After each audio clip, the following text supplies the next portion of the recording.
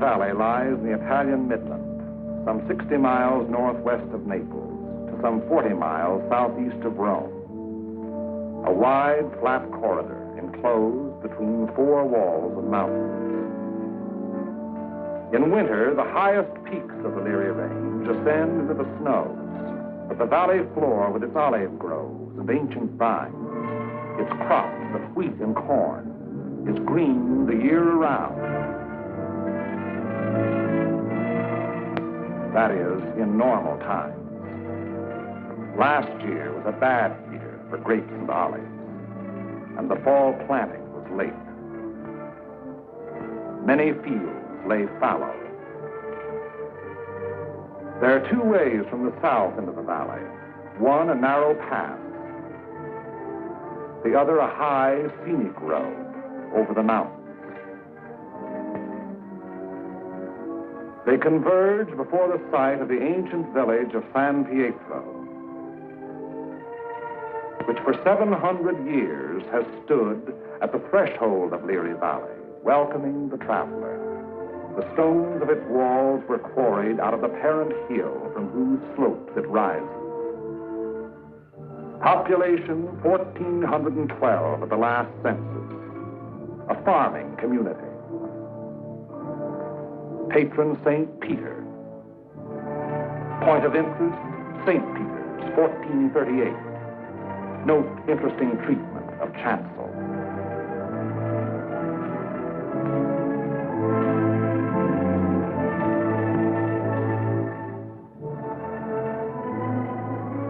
As St. Peter's was erected by those who were to worship there, so each original dwelling was built by the ones who were to live there.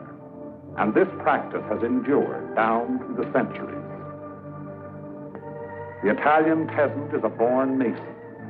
He cuts and lays and mortars in the stone with great skill and patience, building not for himself alone, but for future generations. From the end of October 1943 until the middle of December, San Pietro and the surrounding ground was the scene of some of the bitterest fighting on our Fifth Army front. The Italian campaign had entered its second phase, the push forward again after a static period brought on by heavy seasonal rains.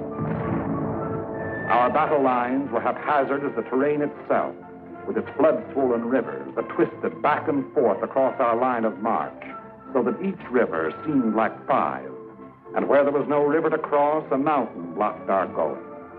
Each peak ahead being a few meters higher than the last we had won, so that each new peak had to be fought for the hard, uphill way, with the enemy looking down our throats. They had had time to fortify and camouflage their positions. No amount of artillery fire or aerial bombardment could force them to withdraw. That was for the infantry to do, employing those weapons to confine and destroy life in narrow trenches, caves, and fighting holes.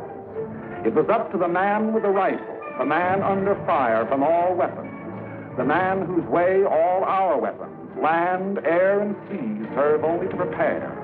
It was up to the foot soldier to attack a hidden enemy over ground that was sown with mines, the anti-personnel S-mines that fly up at a football to explode beneath the groin. Nowhere along the entire front were enemy preparations more elaborate than in the San Pietro area. For San Pietro stands at the threshold of Liri Valley, and through Liri Valley, wide and level, runs the most highly prized length of road south of Rome. By early December, we had taken and were holding high ground of the northeast, east, and south of San Pietro, the Camino Maggiore hill mass being last to fall. Italian troops under Allied command had made a vain attempt to capture Mount Lungo, possession of which would have acted greatly to our benefit in the impending action.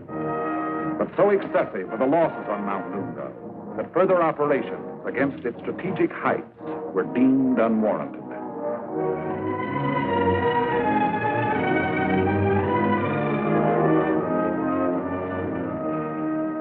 It was thereon determined to make a direct frontal assault on enemy positions around and within San Pietro. The battalions of the 36th Texas Infantry Division were rotated from position to position overlooking the valley, so the troops might study the terrain ahead from various viewpoints.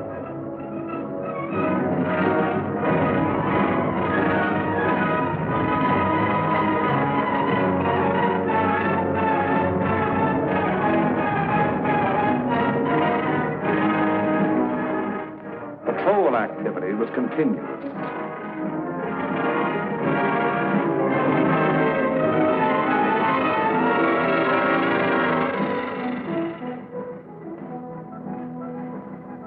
Day and night, units went out to reconnoiter the ground, draw fire, take prisoners, thus adding to the sum of our information about the enemy. High points, Mount Lungo's 351 and Mount Sammucro's 1205 and 950 were all manned in force. The town itself was strongly garrisoned with numerous mortar, machine gun, and heavy weapon emplacements. 4 enemy battalions were dug into a line of connecting trenches and mutually supporting pillboxes in depth that extended from the base of Mount Lungo, northeast across the valley floor to the base of Mount Sammucro. Another battalion was organized to defend the high ground northwest of San Pietro. Areas before these positions were heavily mined and held a confusion of barbed wire and booby traps. On the afternoon before, D-Day and H-Hour were communicated to battalion commanders.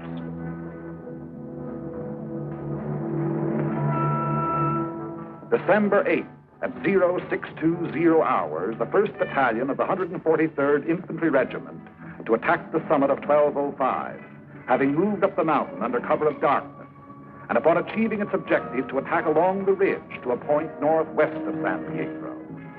The 3rd Ranger Battalion likewise to attack 950, another feature of the Mount Sammucro hill mass.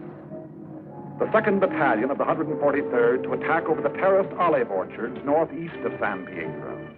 The 3rd Battalion acting in support to follow the 2nd at 400 yards. Of the original force to establish the beachhead at Salerno, the 143rd had since spent all but a fortnight in action under extremely bitter weather conditions. At Salerno, at the Volturno crossing, it had taken mortal punishment. The task ahead promised no less bloodshed, yet it was undertaken in good spirits and high confidence. The 1st Battalion began the long, rugged climb up Mount Sammucro.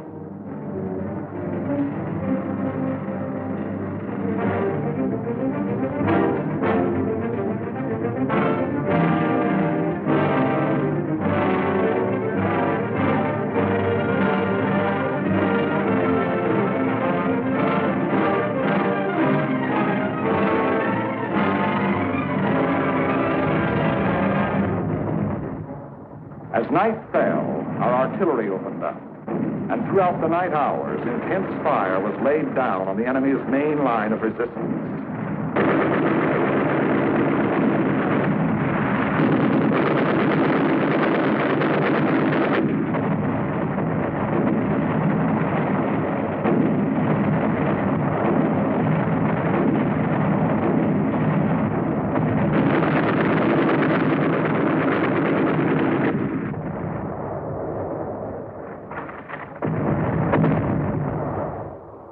It had rained most of the night, and it was raining at H-Hour when the 2nd and 3rd Battalions crossed the line of departure.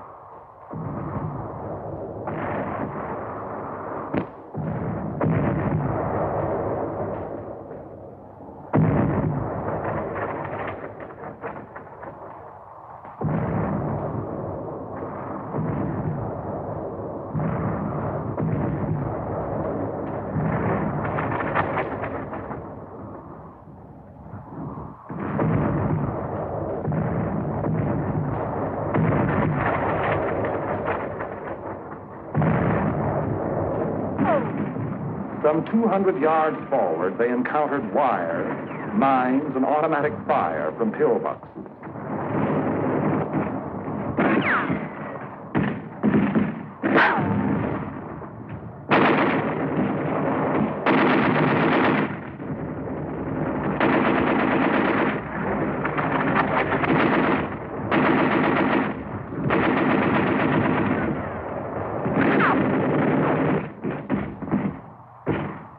veteran artillery were deadly accurate by reason of excellent enemy observation from Mount Lungo, overlooking our advance, which continued another 200 to 400 yards.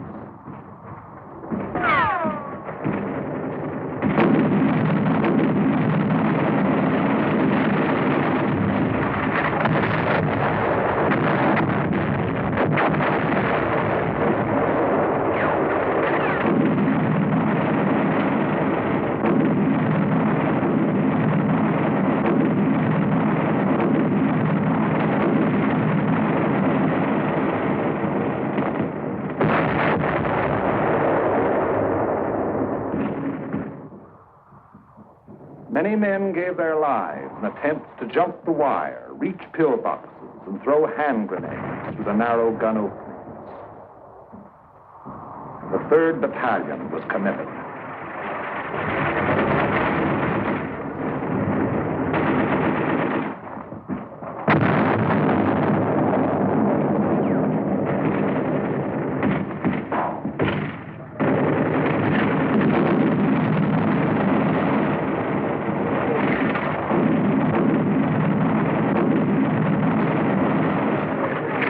The advance never got more than 600 yards past the line of departure. Our initial assault on San Pietro had been repulsed with heavy casualties.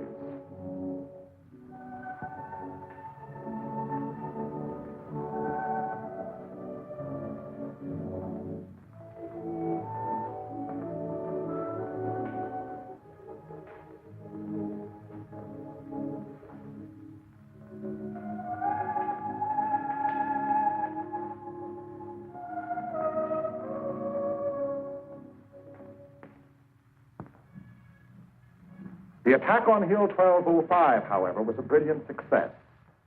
Leading elements of the 1st Battalion had gained the summit of the objective before a strongly entrenched enemy knew that an assault was in progress.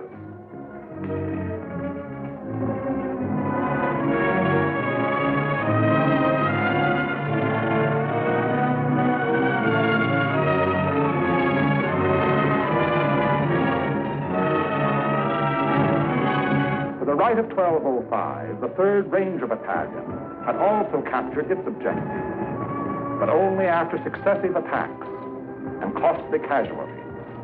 For on Hill 950, the enemy was not taken unaware.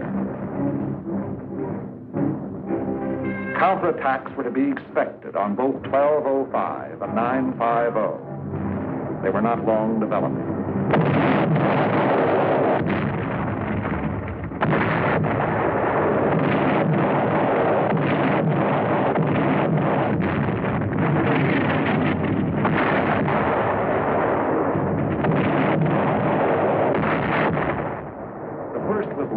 During the early daylight hours, and even as it was beaten off, another took form.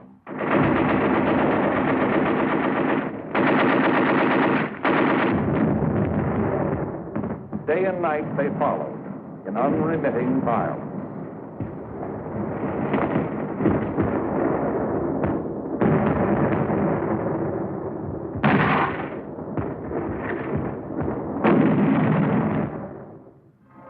The toll of enemy dead mounted with each new attempt.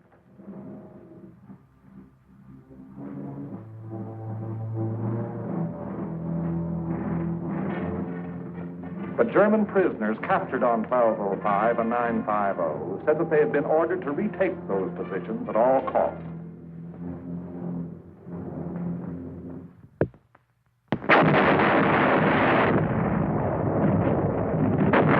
Acting in excellent cooperation, the artillery's supporting power disrupted numerous enemy counterattacks while they were in the process of being formed.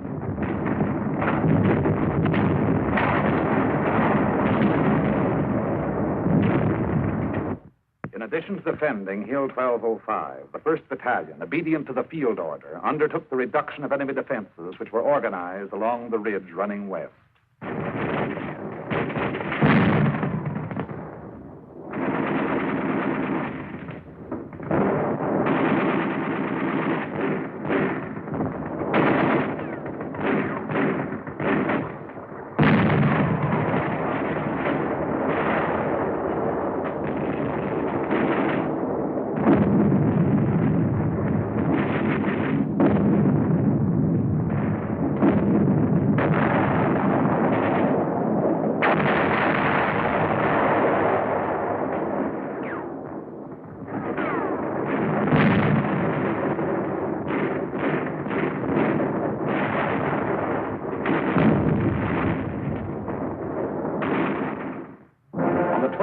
December, the 1st Battalion was reinforced with the 504th Parachute Battalion, which took over and maintained the defenses of 1205 and 950, thereby enabling the 1st Battalion to throw its entire remaining strength into the assault along the ridge.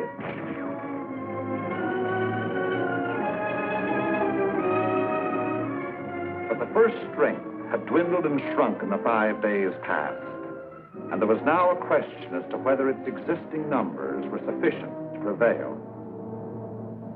Reports during the night of the 14th of December stated that the enemy was offering bitter resistance and that the issue was in grave doubt.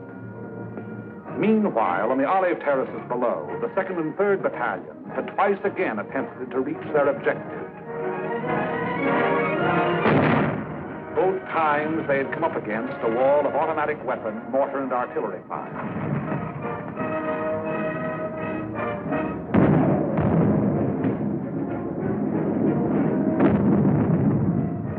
Volunteer patrols made desperate attempts to reach enemy positions and reduce strong points.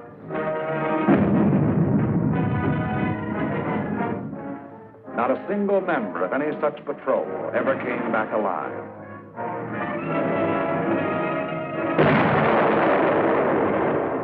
Our attacking forces were furnished excellent aerial cover by Allied fighter patrols. But now and then, enemy planes were able to slip through and to bomb and strafe our position, which to all purposes had remained unchanged since the first day. To break the deadlock, orders were given for a coordinated divisional attack. The 2nd and 3rd Battalions of the 143rd to proceed in the execution of the original orders. Acting in conjunction, Company A of the 753rd Tank Battalion to attack San Pietro from the east over the high road. 1 battalion of the 141st to attack over the flat valley floor. After nightfall on D-Day, the 142nd Infantry Regiment to attack the heights of Mount Lungo. In preparation for the attack, all 5th Army artillery within range, including tanks and all tracks, was directed against San Pietro and the surrounding area.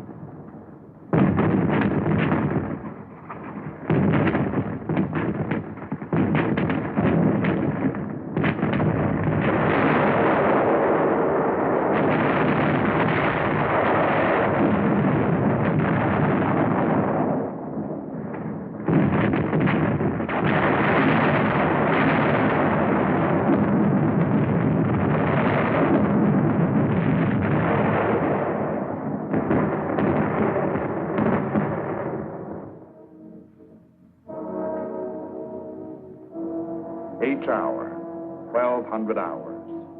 D-Day, the 15th of December.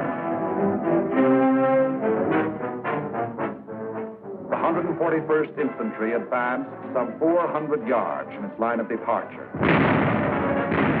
to be borne down and held powerless under the weight of enemy fire.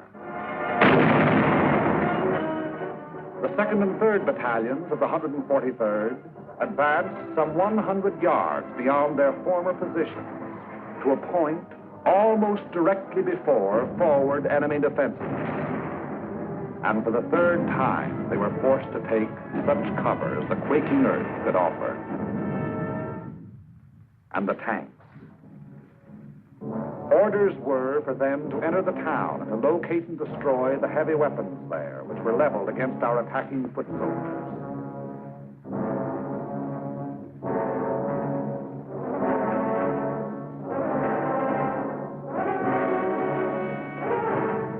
The high road into San Pietro was a narrow mountain road, and from the beginning of its winding descent into Leary Valley, it was under direct enemy observation.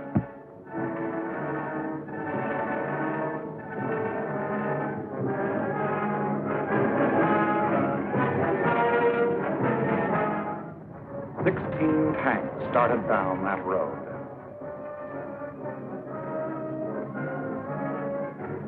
Three reached the outskirts of the town.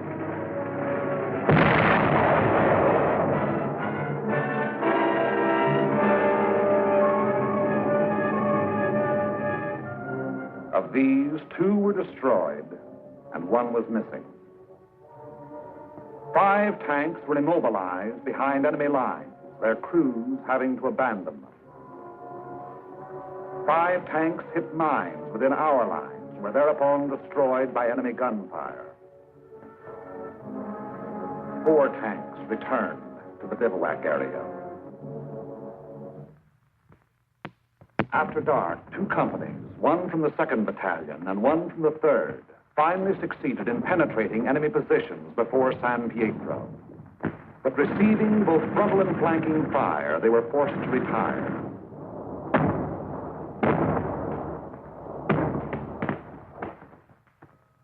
Company E having been reduced in strength to 8 riflemen, and Company L faring little better.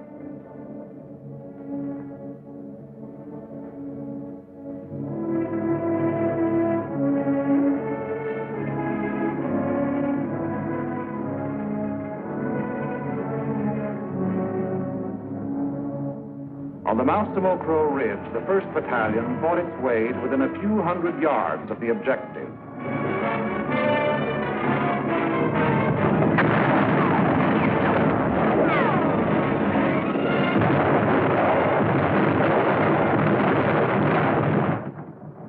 But it had paid for ground gained at the rate of a man a yard, and it did not have strength to carry the fight any further forward. On Mount Lungo, however, despite bitter resistance, battalions of the 142nd in successive waves kept pushing upwards.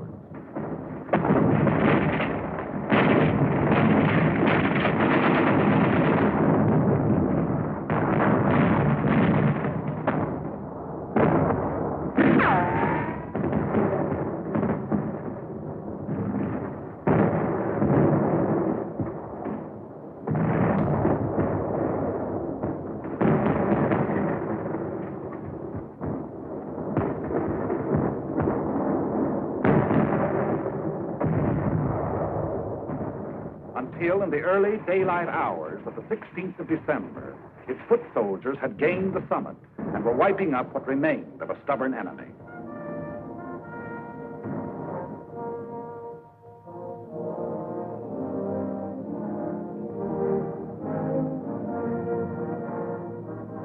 And that height proved to be a key position in the enemy plan of defense. For even as Mount Lungo fell, the enemy throughout the San Pietro area made preparations to withdraw. Almost invariably, the enemy will counterattack to cover the withdrawal. The first violent thrust was delivered within a few hours.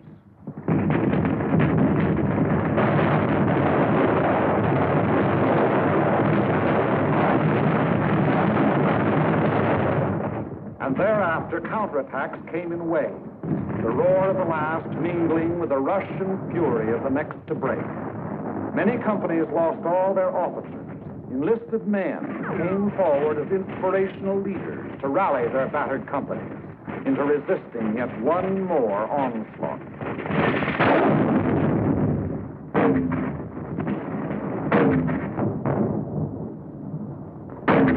Our own artillery was brought to fall within 100 yards of our front line elements.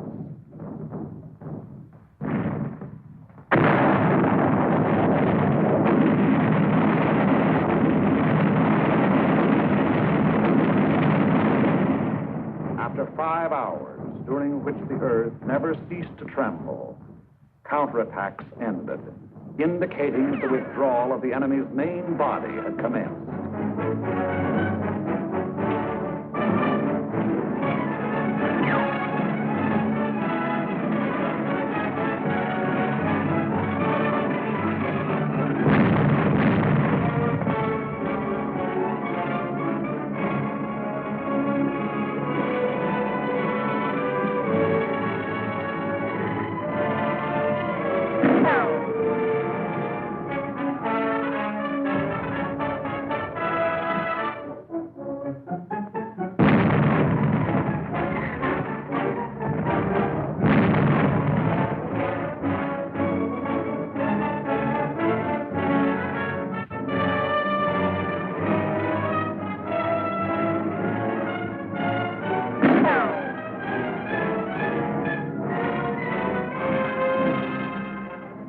effort to maintain contact, our patrols immediately pushed ahead.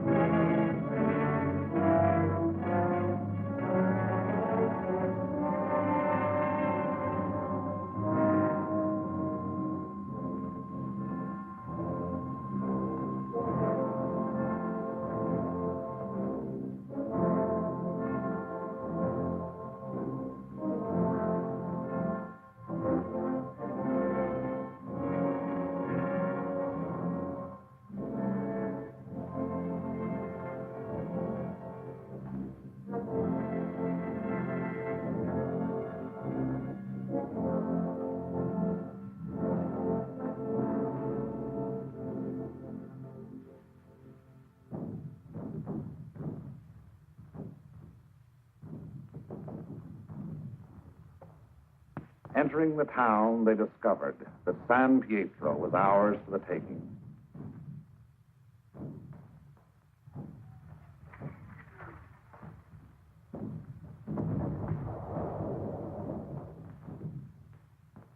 The 2nd and 3rd battalions, less than a rifle company in strength, weary to death who were alive, stumbled forward past San Pietro to consolidate gains and re-establish contact with the enemy, now taking up new positions some 5 kilometers beyond. That is the broad shape of the Battle of San Pietro, which was but the first of many battles in Liri Valley. It was a very costly battle. After the battle, the 143rd Infantry Regiment alone required 1,100 replacements.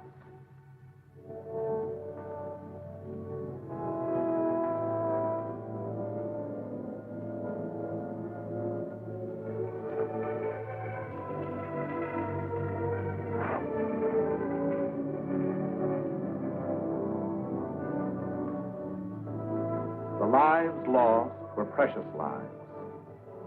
To their country, to their loved ones, and to the men themselves. For the living of the 143rd Infantry Regiment, more than 100 decorations for acts of valor above and beyond the call of duty. Many among these you see alive here have since joined the ranks of their brothers in arms who fell at San Pietro.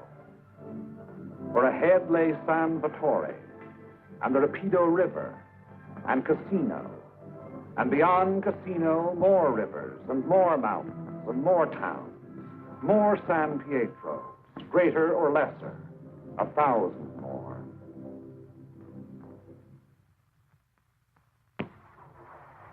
As the battle passed over and beyond San Pietro, westward, townspeople began to appear, coming out of their caves in the mountains, where they had stayed in hiding during the enemy occupation.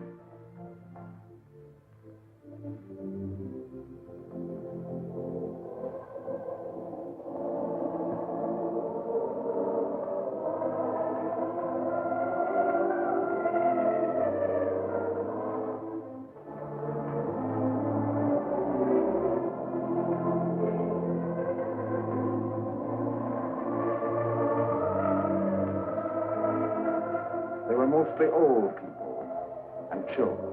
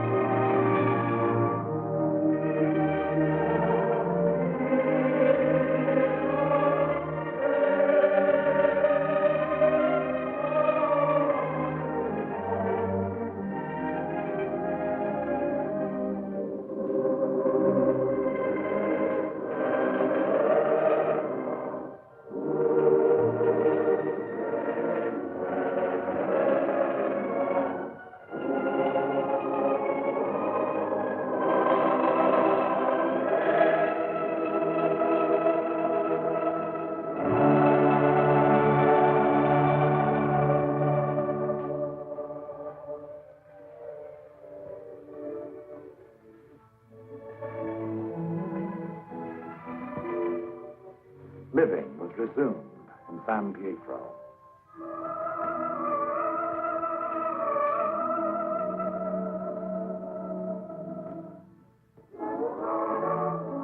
Children are able to forget quickly. Yesterday they wept. Today there are smiles and even laughter. Tomorrow it will be as though the bad things had never happened.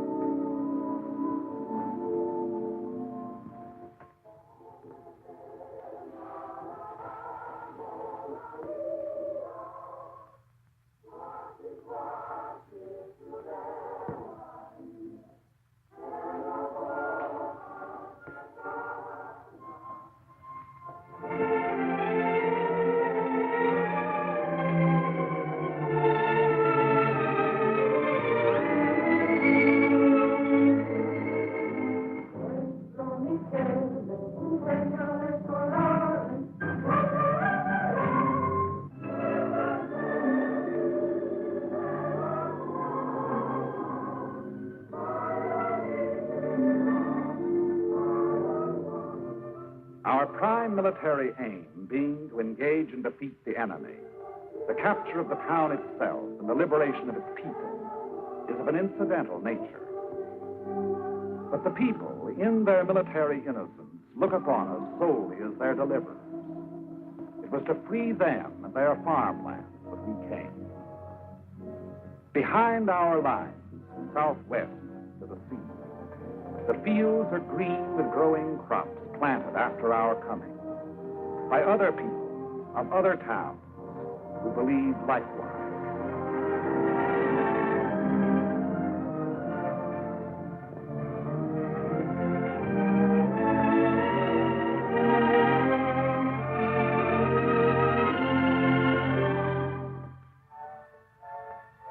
The new won earth at San Pietro was plowed and sown.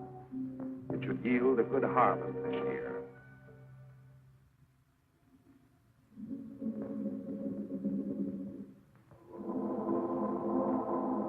And the people prayed to their patron saint to intercede with God in behalf of those who came and delivered them and passed on to the north with the passing battle.